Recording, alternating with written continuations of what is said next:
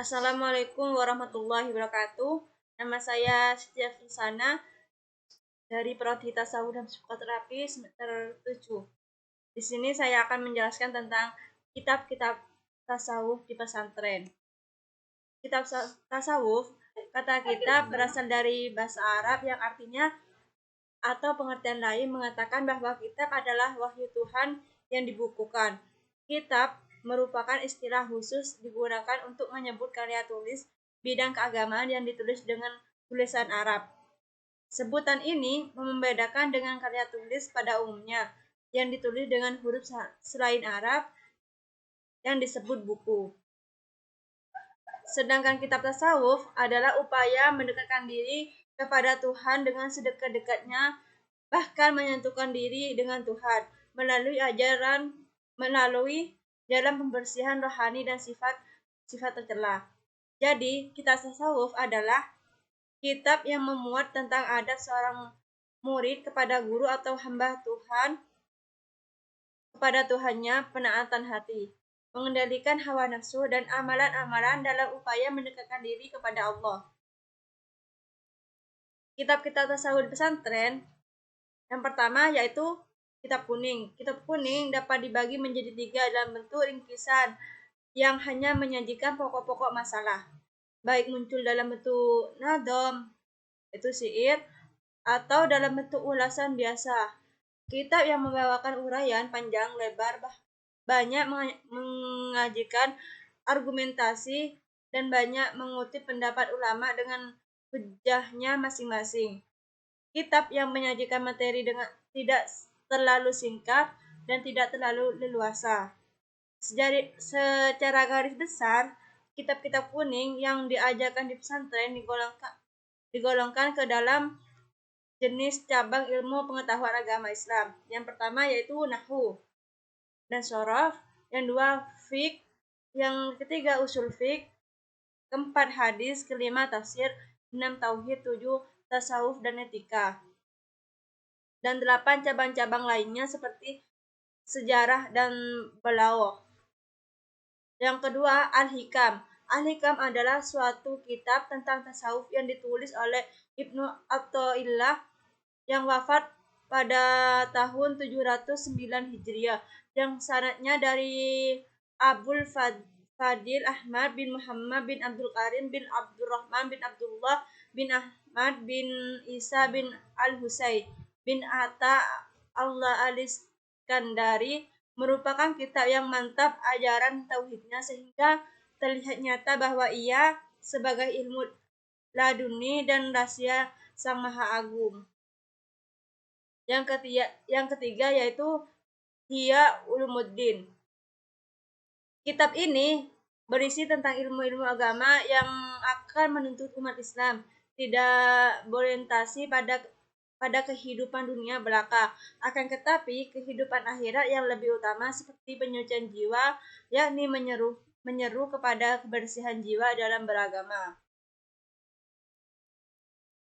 Sifat takwa, konsep zuhud, rasa cinta yang hakiki, merawat hati serta jiwa dan senantiasa menanamkan sifat ikhlas di dalam beragama. Kandungan lain dari kitab ini berkenaan tentang wajibnya menuntut ilmu, keutamaan ilmu, bahaya tanpa ilmu, persoalan-persoalan dasar dalam ibadah seperti penjagaan taharah dan sholat, adab-adab terhadap Al-Quran, zikir, dan Al-Quran, penerapan adab akhlak seorang muslim di dalam berbagai aspek kehidupan, hakikat persaudaraan ukhuwah, bimbingan memperbaiki akhlak, bagaimana mengendalikan syahwat, bahaya lisan, mencegah sifat dengki dan emosi, zuhud, mendidik rasa syukur dan sabar, menjauhi sifat sombong, ajakan senantiasa bertaubat, pentingnya kedudukan tauhid, pentingnya niat dan kejujuran, konsep mendekatkan diri kepada Allah,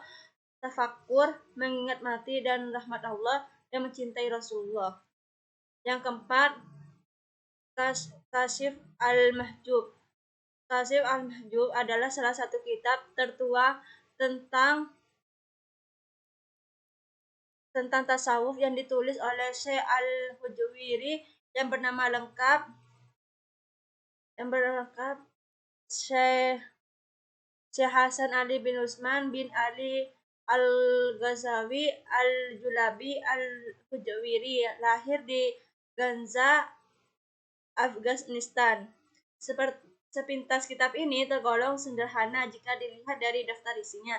Secara redaksi sebagai besar mudah dipahami, namun jika ditelusuri bab per bab, pembaca akan menemukan kerancuan pemahaman, sehingga perlu jelasan lebih utuh apa yang dimaksud pengarang. Singkatnya, kehadiran kitab Kasyif al-Mahjub sebagaimana pengakuan Syekh al-Hujwiri bertujuan untuk mengurai sistem tasawuf yang komprehensif, bukan menghimpun ajaran para syekh sufi.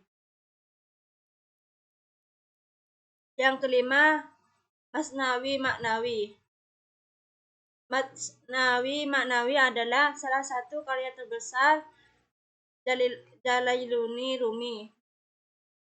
Di dalamnya termuat ajaran-ajaran tasawuf yang mendasar namun bermakna tinggi. Kemasannya mengurangkan sastra sehingga ketika dibaca, para pembaca akan langsung terjun ke dalam samudera hikmah. Masnawi bukanlah sekedar textbook, tetapi workbook, buku kerja atau kerja nyata. Bila kita memperlakukan sebagai buku saja, maka kita tidak dapat memperoleh apa-apa dari Masnawi, kecuali hanya mendapatkan beberapa kisah baru saja. Tapi jika diperlakukan sebagai workbook, buku kerja atau kerja nyata, Masnawi bisa menjadi teman hidup kita dan harus dipraktekkan dalam hidup sehari-hari. Yang keenam, Risalah Al-Qusairi. Risalah Al-Qusairi terdiri dari 4 subbab judul atau setara dengan 4 risalah yang masing dari subbab judul tersebut terdapat hadis dan ayat Al-Quran. Dalam halaman awal Al-Risalah menjelaskan tentang tujuan dari penulisan karyanya. Kemudian pada bab 2 berikutnya ia mendeskripsikan ajaran-ajaran sufi, memberikan tekanan yang khusus pada tauhid dan berhubungan sifat-sifat Tuhan dengan zat Tuhan. Selanjutnya, dalam risalah terdapat suatu pembahasan yang panjang tentang terminologi sufisme beserta tentang masing-masing istilah dalam hubungannya. Kemudian dilanjutkan dengan pembahasan etimologinya dan pemakaiannya, dan yang kemudian dilanjutkan dengan penerapan pada sufisme. Selanjutnya, bagian ini dilanjutkan dengan serangkaian bab yang terkait dengan berbagai makom dan ahwal. Risalah ini juga membahas berbagai aspek sufi, termasuk teknik-teknik yang dalam menempuh perjalanan spiritual, hubungan murid dan gurunya, begitupun hubungan murid dengan murid, dan hal-hal yang terkait dengan sufisme. Yang ketujuh, Al-Lumah fi Al-Tasawuf. Banyak tema yang dibahas oleh Abu Al-Sarraj. Kitab Al-Lumah, satu diantaranya berkaitan dengan tasawuf itu sendiri, di mana beliau menjelaskan secara komprehensif meliputi penamaan materi bahkan perbandingan dari ilmu fikih dan hadis. Ma'rifat sebagai pondasi keilmuan tasawuf pun diulas secara mendalam bahkan dalam konteks hubungannya dengan tauhid, sehingga timbul pemahaman bahwa akidah para sufi tidak menyimpang dari kebenaran Islam. Yang kedelapan, Bidayatul Hidayah. Sesuai dengan artinya, Bidayatul Hidayah kitab semacam panduan hidup dari permulaan bidayah dan akan berakhir pada hidayah, yaitu petunjuk. Dalam kitab ini, Imam Al-Ghazali menggariskan amalan-amalan harian yang mesti kita lakukan setiap hari dan adab-adab untuk melaksanakan amalan ibadah, supaya ibadah tersebut dapat dilakukan dengan baik, penuh arti, dan memberikan kesan yang mendalam. Selain itu, beliau menyebutkan adab-adab pergaulan seseorang dengan Tuhan dan pencinta dunia seisinya, dan juga pergaulan dengan semua lapisan masyarakat yang ada di sekelilingnya. Mungkin cuma itu yang bisa saya sampaikan. Kurang lebihnya, Wassalamualaikum warahmatullahi wabarakatuh.